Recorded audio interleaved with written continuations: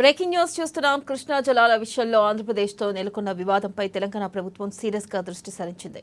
AP తన వాటాకు మించి నీటిని వాడుకుంటుందనే ఆరోపణల నేపథ్యంలో కృష్ణా ట్రిబ్యునల్లో గట్టిగా వాదనలు వినిపించాలని తెలంగాణ ప్రభుత్వం నిర్ణయించింది.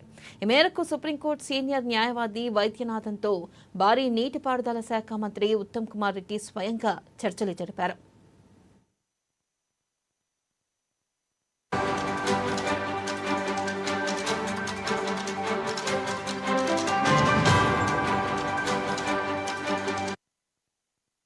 ఇక హైదరాబాద్లోని జలసౌదాలో జరిగిన ఈ సమావేశంలో నీటిపారుదల శాఖ ఉన్నతాధికారులు కూడా పాల్గొన్నారు.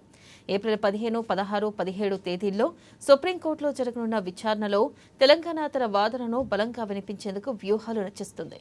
ఉమ్మడి రాష్ట్రం విడిపోయిన తర్వాత కూడా నీటి పంపకాల విషయంలో స్పష్టత రాకపోవడంతో తెలంగాణ ప్రభుత్వం ఈ అంశాన్ని తీవ్రంగా పరిగణిస్తుంది.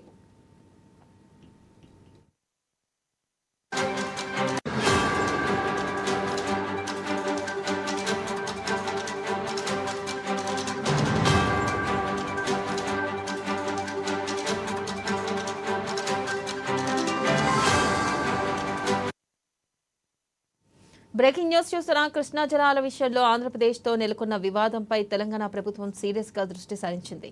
ఏపీ తన వాటాకు మించి నీటిని వాడుకుంటుందనే ఆరోపణల నేపథ్యంలో కృష్ణా ట్రిబ్యునల్లో గట్టిగా వాదనలు వినిపించాలని తెలంగాణ ప్రభుత్వం నిర్ణయించింది. ఇక ఈ మేరకు సుప్రీంకోర్టు సీనియర్ న్యాయవాది వైద్యనాథన్తో భారీ నీటిపారుదల శాఖ మంత్రి ఉత్తమ్ కుమార్ రెడ్డి స్వయంగా చర్చలు జరిపారు. ఇక హైదరాబాద్లోని జలసౌదాలో జరిగిన ఈ సమావేశంలో నీటిపారుదల శాఖ ఉన్నతాధికారులు కూడా పాల్గొన్నారు.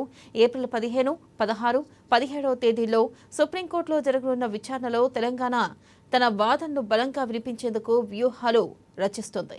ఇక ఉమ్మడి రాష్ట్రం విడిపోయిన తర్వాత కూడా నీటి పంపకాల విషయంలో స్పష్టత రాకపోవడంతో తెలంగాణ ప్రభుత్వం ఈ అంశాన్ని తీవ్రంగా పరిగణిస్తోంది.